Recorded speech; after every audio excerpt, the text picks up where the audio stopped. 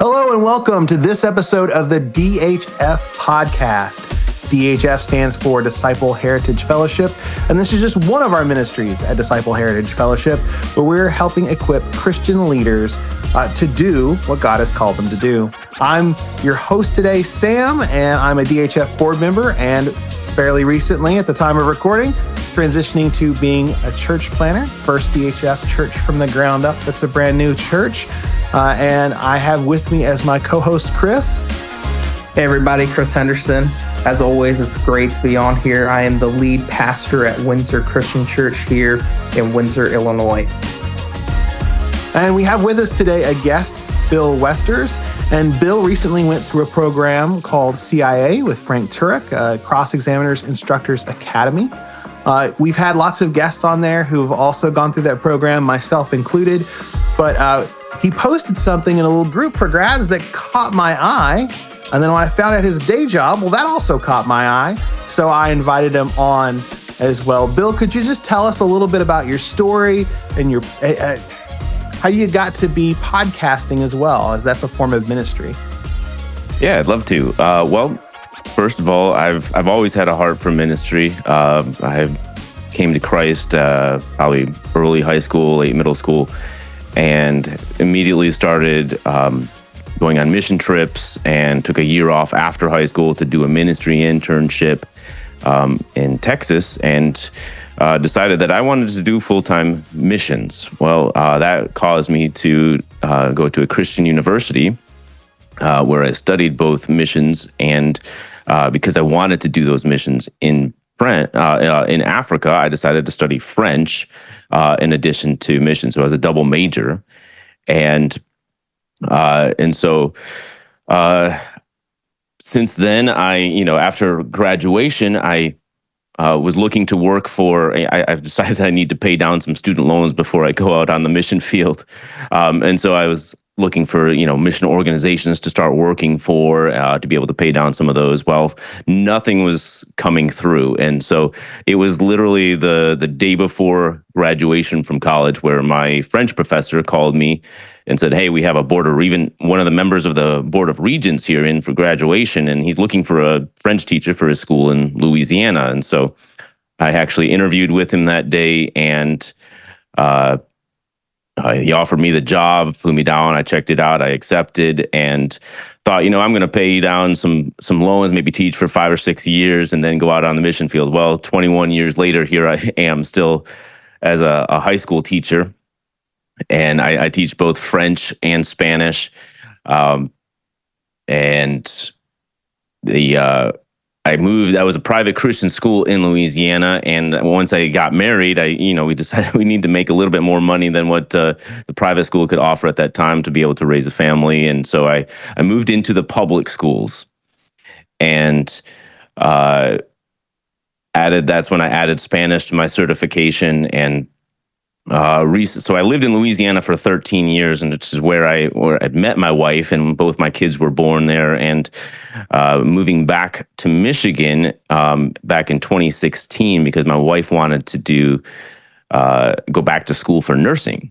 And so we figured the best way to do that would be to move back to Michigan, where my parents still lived, and stay with them for a while while she did that. And long story short, my growing up in Michigan, it was West Michigan, a very conservative area from what I remember. And coming back, things had changed a decent bit. And I got a job at a public school here in West Michigan. And then 2020 hits and COVID and all the crazy stuff. And I started listening to lots of podcasts, and got one thing led to another. From one podcast to another, I ended up on Elisa Childers and Frank Turek's podcast and J. Warner Wallace, and realizing, this is something that is very interesting to me. So following along with that, we put our kids in the public school, not realizing everything that had changed. Even though I was in a public school, we thought we were in a more conservative district because the school that I was at was very, very liberal and not very extremely accepting of Christianity, and so we thought we'd put them in the public schools, and we did. And we had some when we ended up buying a house. We moved and put our kids in a different school in the same district, and we ran across some issues. I won't get too specific, but it kind of started me down the path of getting more and more interested in apologetics. And then come 2023, just over a year ago, we were doing a fast to start the new year, and the Lord put on my heart a couple things during that time. Number one, that I continued to lead my family well, and then the other thing was that I felt like I needed to do something with the apologetics that I was learning, and so I decided to sign up for Cross-Examine Instructor Academy, and that's where I felt the need to start to do something with apologetics and start a podcast.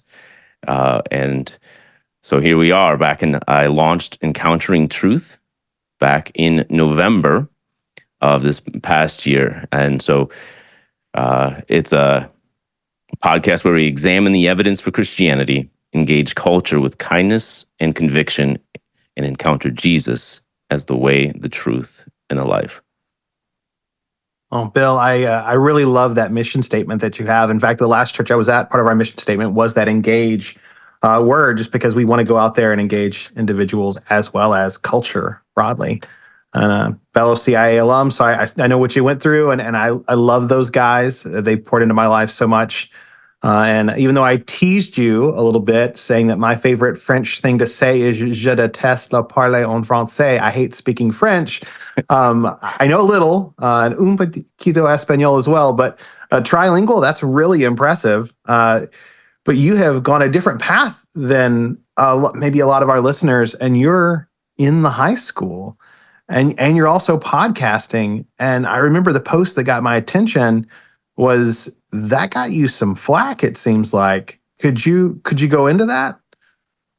Sure. Yeah. This it was bound to happen that my students would discover my podcast, and of course, they did about a month or so ago. And the ironic thing of all of it is that I have a really great relationship with my students. I love my students. I don't treat anybody differently depending on it doesn't matter about race or even sexuality and how they view their gender identity, all those things. I have my own personal beliefs and standards for all of that, but I treat every person as if they were made in the image of God. So I have great relationships with my students. In fact, the irony, as I mentioned, is that it's because of that relationship that I have with those students that they ended up discovering my podcast. I actually have this, as a French teacher, we talk about culture, and I have this Mona Lisa painting that I created years ago, and I cut the face out so people could put their face into it.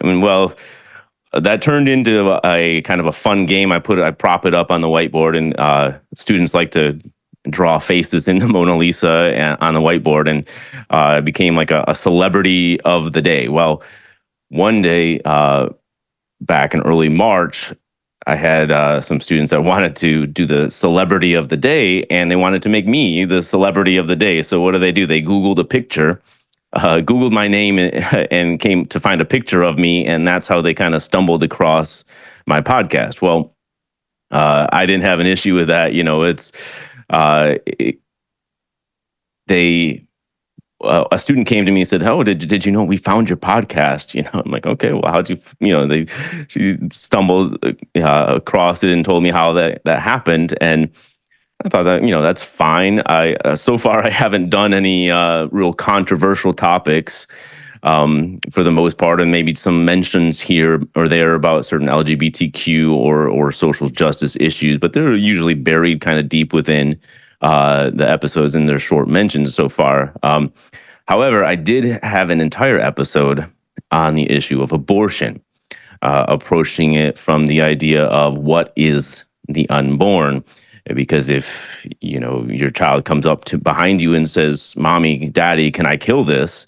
Well, your first question is, what is it, right? If it's a bug or something like that, sure, go ahead and squash it. But if it's another human being, then we have another issue, right? So that was kind of the main angle I took, of obviously a very pro-life position. And my school being a very liberal school, students and faculty, well, they didn't really say much about the content of my podcast, but I could tell that they were listening. Analytics shows you that, what age range, and all of a sudden my 0 to 18 and then my 18 to 22 analytics had gone from basically 0 up to like 76% on that one particular episode.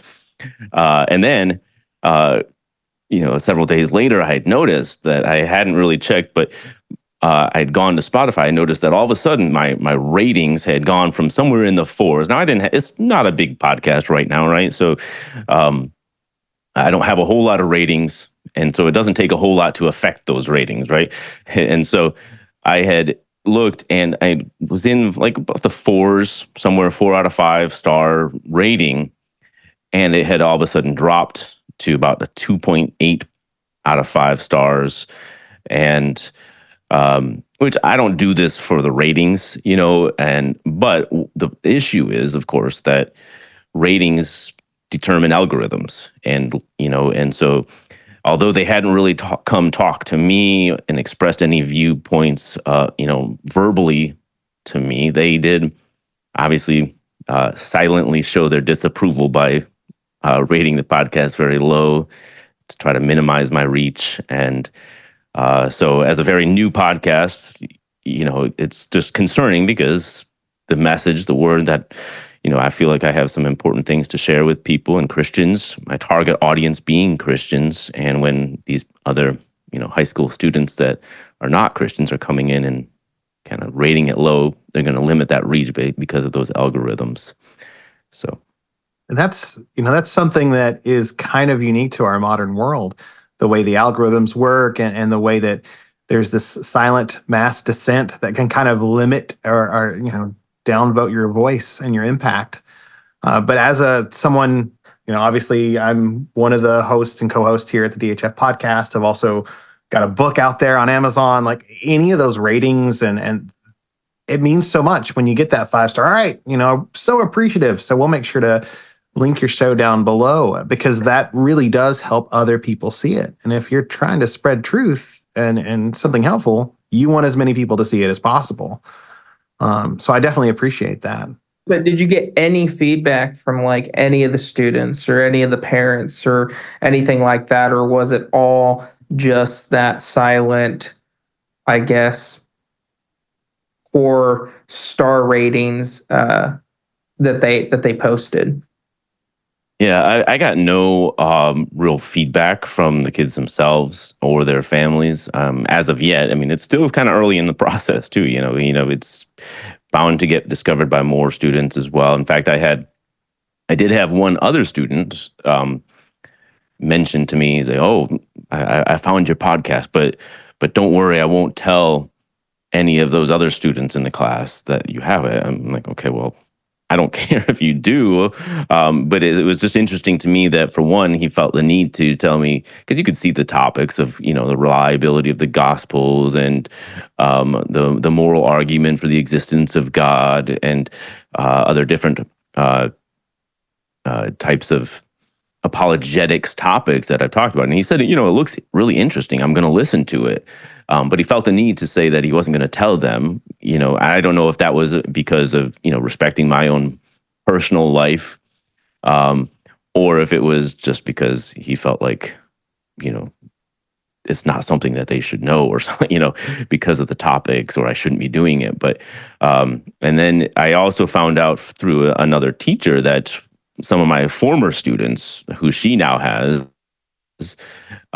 had been talking about how they had discovered my podcast, and so she was made aware of it. And then another teacher there was also listening when we were discussing that. And we didn't go into depth or anything. And there, again, they don't really know. I don't know if they've gone ahead and listened to it or not. But I haven't really received anything. But I will say that, one of the things in today's school is this idea that students need to feel safe. in the school, and which is a valid idea.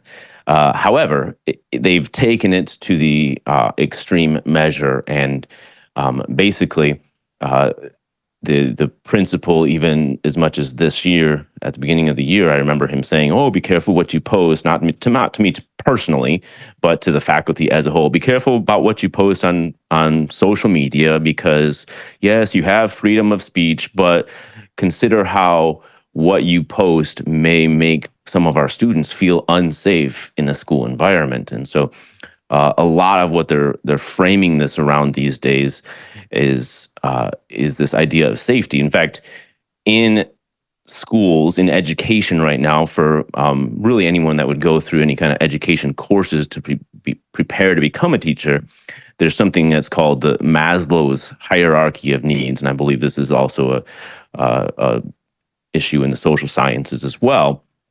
But at the very foundation of that is the physiological needs of people that need to be met: what food, water, shelter, clothing, and so on. But right above that is the idea of safety and security, which means they need to, feel safe, secure, have, within their family, wherever they are. And right above that is this idea of love and belonging. And so everything right now in the public schools is being framed around this idea of safety, feeling safe. Now their definition of safe might be different than someone else's, but feeling safe, and then of having a feeling of belonging. And that's where, if you've heard of the idea right now of social emotional learning, that's a big thing. There is this feeling safe and having a sense of belonging in the school environment. Could you unpack social and emotional learning for me a bit?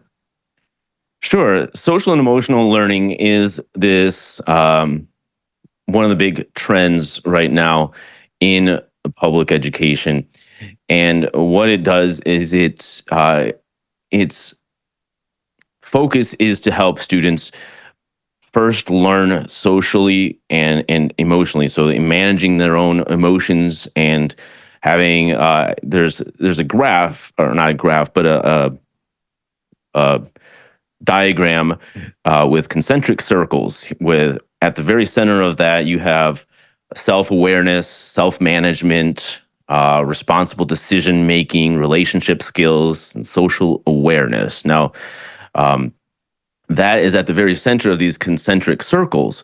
Well, right outside of that, that's the classroom, and then you go, the next circle out is the schools. It's kind of like a ripple effect, and then the families and caregivers, and then out to the wider community.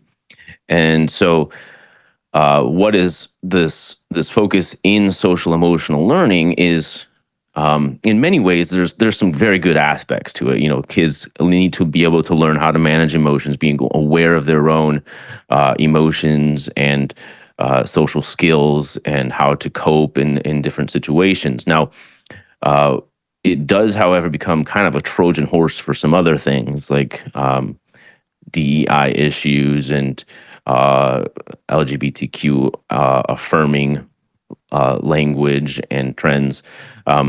But what's interesting about the social emotional learning, these concentric circles, is the fact that, as I mentioned, that the very center of this is classrooms. And so it is the school, in a sense, trying to feel the need for inside the classroom for teachers to be instilling what they approve as the proper values and the proper way to be socially aware, and the proper relationship skills and decision making and self-management.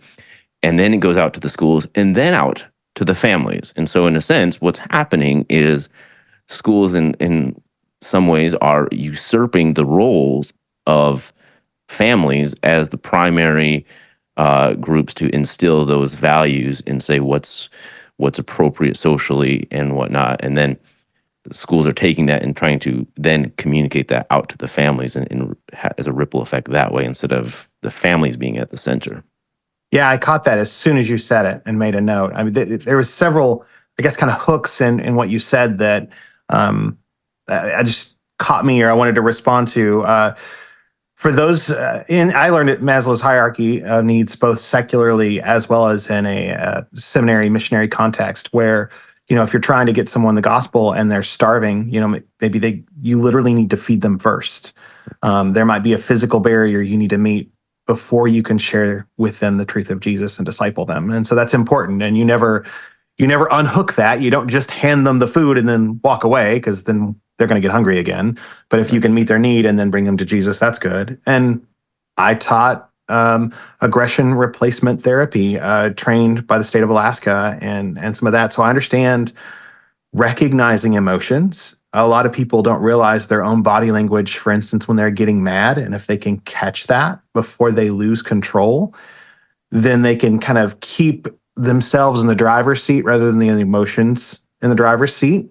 So that's really helpful, especially for those of us in the audience that are dealing with stressful situations in ministry or our conflict, all those kinds of things. That can be a really good tool. But at the same time, if we're only focusing on the emotions, we can over-focus on that area rather than the truths of the things said that may cause an emotional reaction.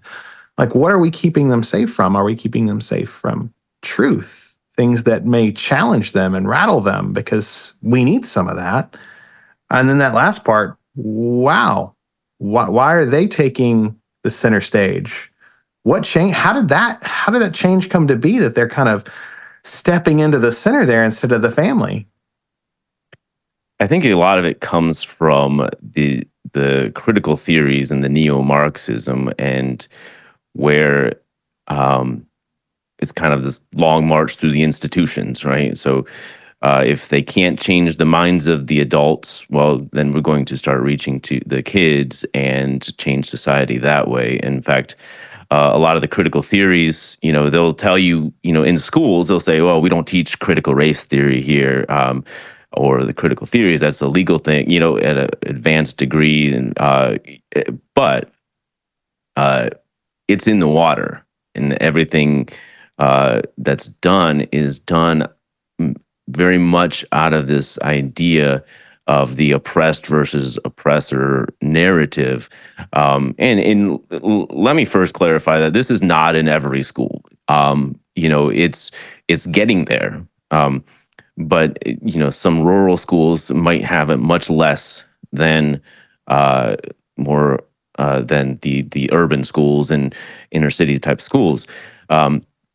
But it pits the oppressed versus the oppressor, and this has been basically being taught in the schools in one way or another. And so whether it's the books that they read in English class or in history class, they're different social studies courses.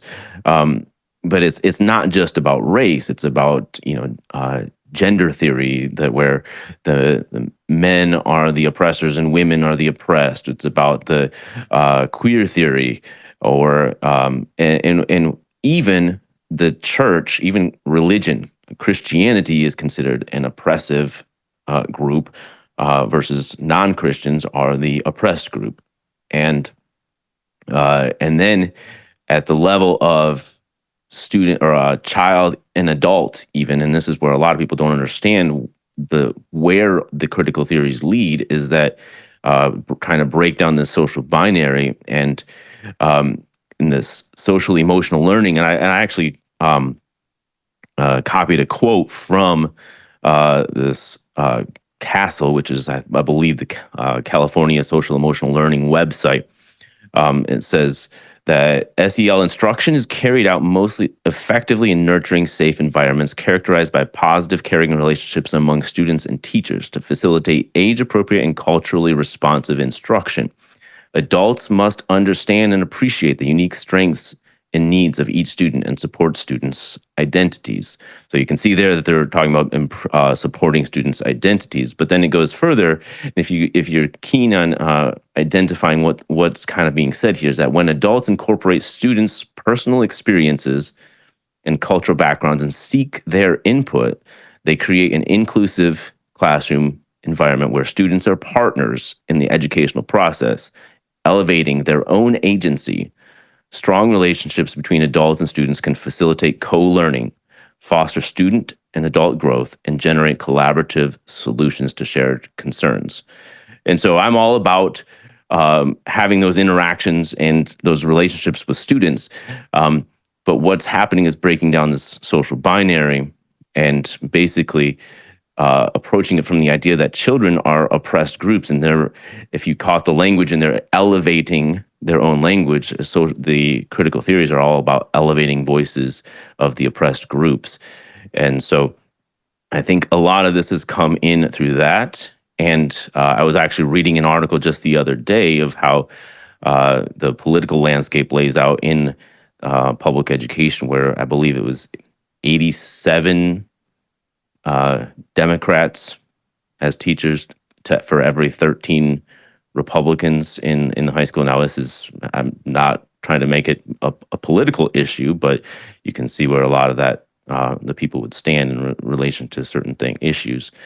But and I can remember a few years back when I was a full-time apologist with Ratio Christi, like a college professor was 5 times more likely to be an atheist than any other job, something along those lines. Granted, that's been 5 years ago or so that I was in that role. I heard you say some of these words: experience, partners, inclusive, agency, like raising their agency, and I keep thinking about that. What do you mean by that? And what do you mean by that? And what do you mean by that? I mean, well, sure. Can you learn through teaching? Yeah, I learned through teaching others. Sure, are they involved in their learning process? But experience, are we talking about basing what reality on what we discover through experience, or basing our understanding of reality by what corresponds to reality? Sometimes experience becomes this Trojan horse. I think you used that word earlier for emotions and feelings and relativism. Chris, you got some thoughts on that? Yeah, I was going to ask you, obviously you're a good teacher. You talked about how the reason that they found the podcast was because they wanted to make you the celebrity of the week. And so obviously you have good interactions with your students. So how have you kind of navigated that, right? How have you created a atmosphere that's safe, where they feel comfortable, where they want to engage in learning, but maybe not going to the extreme? How have you personally kind of navigated that?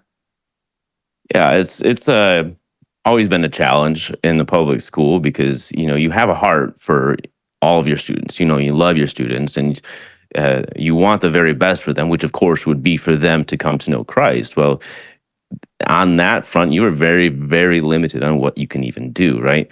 So what I've been working on over the last year or so, kind of in my mind, trying to think through some things of how can I talk around God? If I can't talk about God, how can I talk around God? And so maybe to prime the pump, so that when, or as Greg Kokel might say, put a pebble in their shoe to think about, the proper ways to think through things. Well, so that's an issue. I enjoy teaching my students, and again, I have that good relationship with them because I view them as children made in the image of God.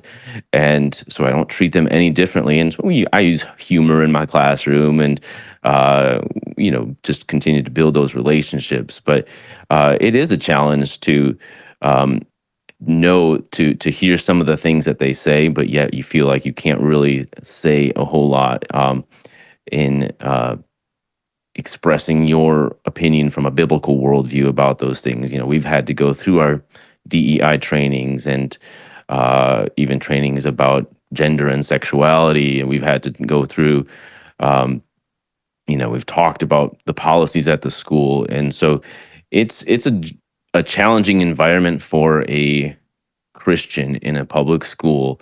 But what it really comes down to is, you pray for your students, you love on your students, and you just stand for truth. You don't compromise your biblical worldview, your biblical standards, and you eventually, you hope that by showing them the love, that's again priming them, kind of having that thing that maybe one day that they can come look back and say, Mr. Westers, he seemed to really care, and I know that he was a Christian. I don't hide that. I share that on the very first day of school, that hey, I'm a Christian, and that's really an important thing about me.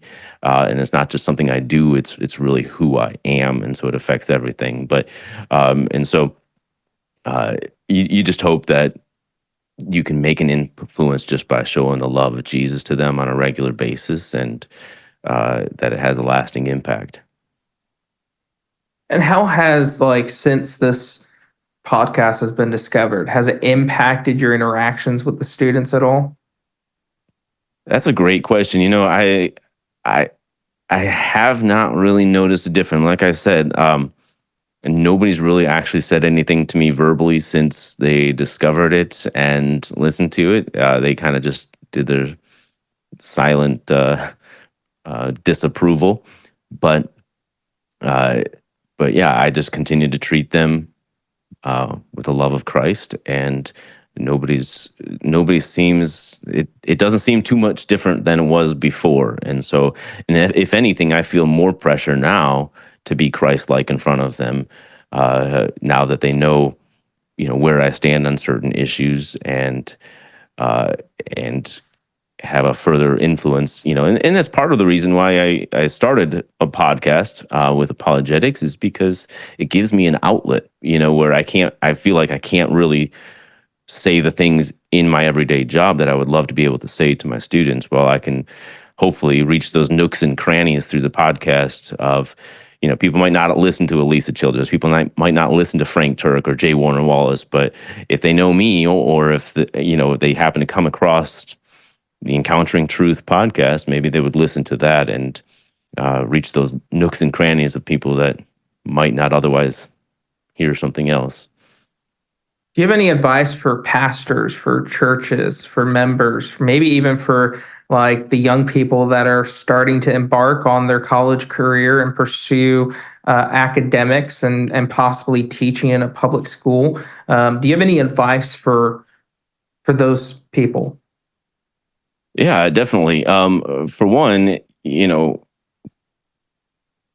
we need to communicate truth.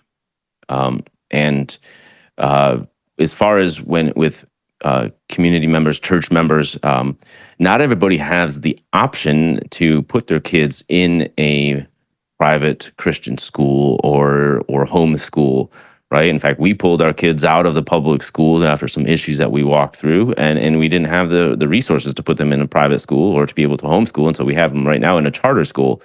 And so not everybody has those abilities, those options. But one of the things we have to understand is that we cannot protect and shelter our kids forever anyways, right? And so it's going to come, whether it's at school or online or in the movies, on TV. Those messaging that messaging from the world is going to come regardless. And our best bet is to inoculate our students. I love to be able to use that word, where we give them a healthy dose of the truth. We need to talk about issues. Going back to the idea of safety, right? As the church, as families, we need to be able to be that safe place for the kids to have real discussions from a biblical worldview about these issues. We can't shy away from the issues because they're going to come across them one way or another.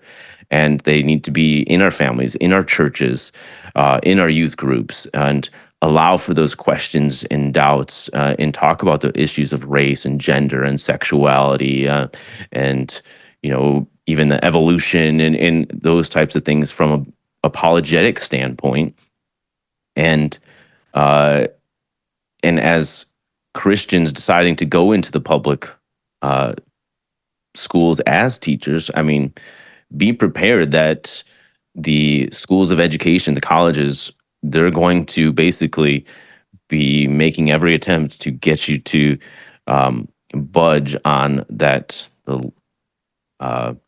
liberation theology, getting you into the critical theories and all this, and so be aware of that, but stand your ground and don't hesitate, because one of the things right now with that ratio, people need public schools are not going to be going anywhere anytime soon, and we need conservative Christian teachers in those schools that are going to stand for truth and have an impact on our young people.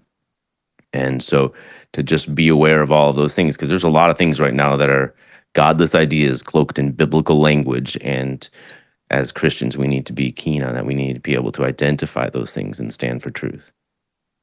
If you take the salt away, it's just going to rot quicker, right? So I so appreciate you mentioning charter schools. My kids are in a charter school.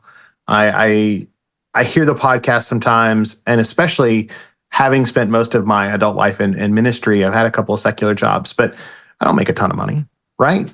I mean, right now, I'm fundraising and doing those kinds of things. So I can't afford a private Christian school. A lot of people are in that same boat. And sometimes it can come across as a guilt trip. And do what you can, make the impact, but ask those questions. Like I can't remember if it was Elisa Childers or on the Maven Family podcast. You got to move past the how was school today, how was math today. You got to get into some of the deep stuff, and you want the kids, to hear it from you first. You're going to hear this, and here's the correct answer. And hey, have you heard any of those things that we've talked about? And what did they say? And how did it make you feel? And what do we know is truth? And do these two ideas they shared, do these two ideas make sense together? And really dig in with those conversations. And I know everybody in America, where do we eat? In front of the TV. And I feel so guilty about that.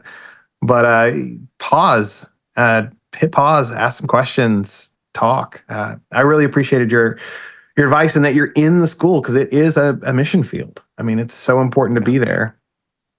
Now, you mentioned education kind of pushing you and the DEI training. I'd love to hear just a little bit more about, we recently had Ryan Pauly on for theology of the body and transgenderism. I really love to hear, like, at your local public school, like what that picture looks like, the transgender issue right now. You got a whole nother episode. No, that's a great question. Well, let me just say, one of the things that was, I believe, a pretty strong result of 2020, the COVID year, where everybody was locked down, and we spent so much time on our phones. And if you've ever read the book Irreversible Damage by Abigail Shrier, she nails it right on the head, where she goes through the list of everything. This is a social contagion, where the influencers on TikTok and YouTube and social media, they are encouraging this in a very strong way to for kids to become trans or non-binary. And so, just as an example, in my situation, this was 2020. I had been teaching for 17 years. And over those 17 years, I had maybe one, maybe two kids that I thought could have possibly, been trans, maybe kind of what's going on. Everything's kind of questionable. Is this intentional? But it wasn't very overt. It was just kind of like, I go by this name and whatever, right? Coming back from the COVID shutdown in 2021, all of a sudden, in one French class, a lot of times my French classes are not very big. So this was probably maybe a class of 11 students, right? In one class, nearly 50% of those students, 5 or 6 in one class, were some member of the LGBTQ community, many of them as the transgender. And so 5 or 6 students. Prior to the 17 years, I had maybe 1 or 2. And all of a sudden, I had 5 or 6 in that first year back. And that number has continued to stay pretty steady.